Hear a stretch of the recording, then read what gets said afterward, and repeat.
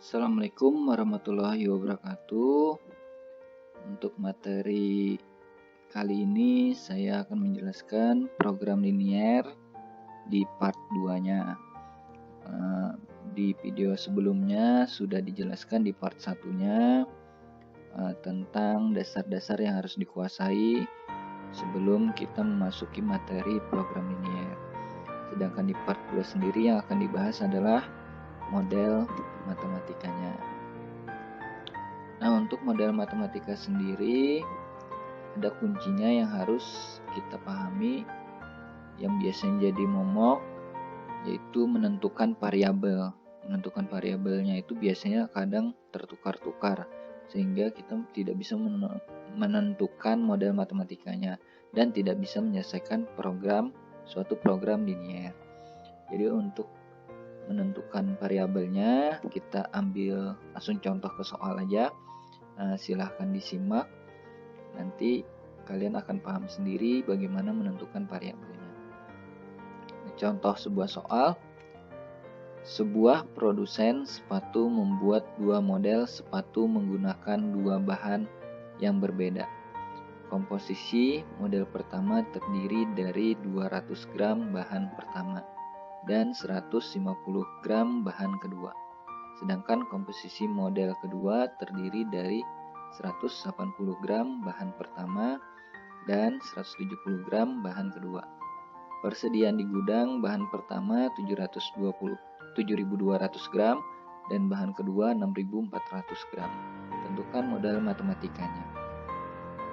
Nah, ini kalian siapkan dulu kertas coret-coret. Kira-kira seperti apa mengisinya. Nah, kita langsung masuk cara mengerjakannya aja. Yang pertama, dari penjelasan tadi ada 2 buah sepatu, yaitu model 1 dan model 2. Yang kita bahas pertama adalah model 1. Kemudian apalagi? Model 1 tuh dari bahan pertama sebanyak 200 gram. Nah, itu datanya. Kemudian data yang kedua apa?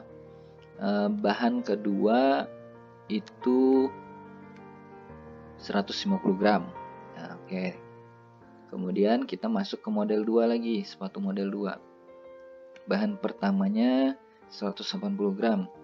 Kemudian bahan keduanya 170 gram. Nah, sedangkan yang di bawah lagi itu ada gudang. Gudang itu ada persediaannya. Di gudang persediaan bahan pertama 7.200. Kemudian bahan keduanya 6.400. Jadi kalian bikin dulu seperti itu coret-coretnya.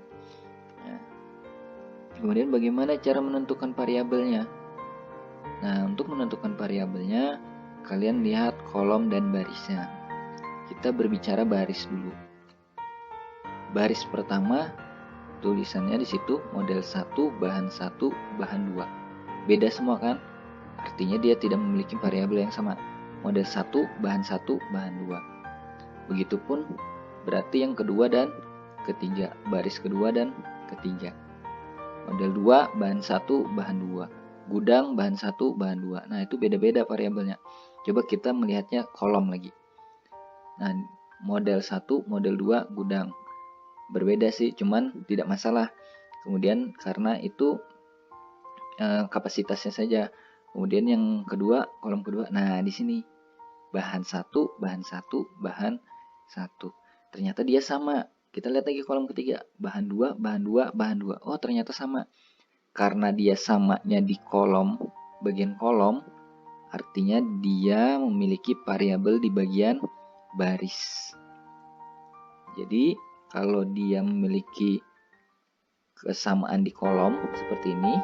Nah, ini contohnya sama di kolom. Kita lihat dari atas ke bawah, lihat ke atas. Dari atas ke bawah, ternyata sama, berarti dia memiliki variabel di baris. Baris di mana? Di bagian depannya, yaitu model 1 dan model 2. Jadi kita lihat model 1 itu kita ganti dengan X variabelnya. Model 2 kita ganti dengan Y. Jadi ingat ya. Kita tekan lagi model 1 itu X, model 2 itu Y. Dan kita coba membuat modelnya seperti apa, model matematikanya.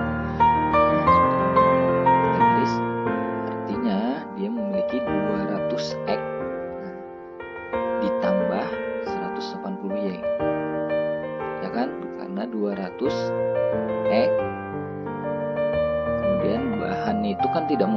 kurang, berarti dia ditambah 180Y. Kemudian kapasitasnya di sini 7.200. Artinya bahan tersedia hanya 7.200. Yang mungkin terjadi bahan itu tidak habis atau ngepres di 7.200. Tidak mungkin lebih dari 7.200. Maka dari itu persamaan ini harus kurang dari sama dengan 7.200. Bisa kalian sederhanakan persamaan ini menjadi 10X plus 9Y kurang dari 360. Dari mana? Dari bagian atas tadi kita bagi 20. Semuanya kita bagi 20. Jadi 200 bagi 20 sama dengan 10. 150 dibagi 20, 9. 7.200 bagi 20, 306. Ini pertidaksamaan pertama yang kita siapkan. Kemudian yang kedua, jadi penulisannya sama seperti yang pertama, 150X plus 170Y kurang dari sama dengan 640. Disederhanakan lagi, sama-sama dibagi 10. Maka didapatnya 15X plus 17Y kurang dari sama dengan 640. Ini pertidaksamaan kedua yang kita pakai.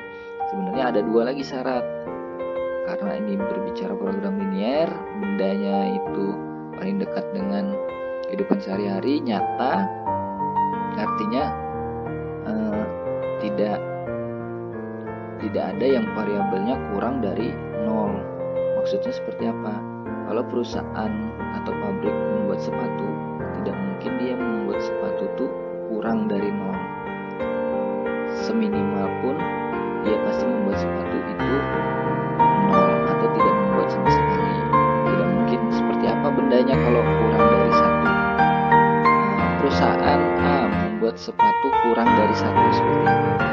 Nah, itu masukkan syaratnya di sini, artinya model 1 atau X tadi harus lebih dari sama dengan 0. Ini yang kedua, Y juga harus lebih dari sama dengan 0. Ini termasuk syarat-syarat. Nah, jadi 4 buah pertidaksamaan yang dipakai nanti dalam model matematika. Nah, seperti ini.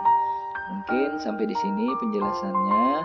Nanti kita lanjut lagi di part 3-nya, yaitu menyelesaikan program linier sendiri. Untuk yang ini bisa kalian pahami dulu, nanti kita lanjutkan. Sekian, terima kasih. Wassalamualaikum warahmatullahi wabarakatuh.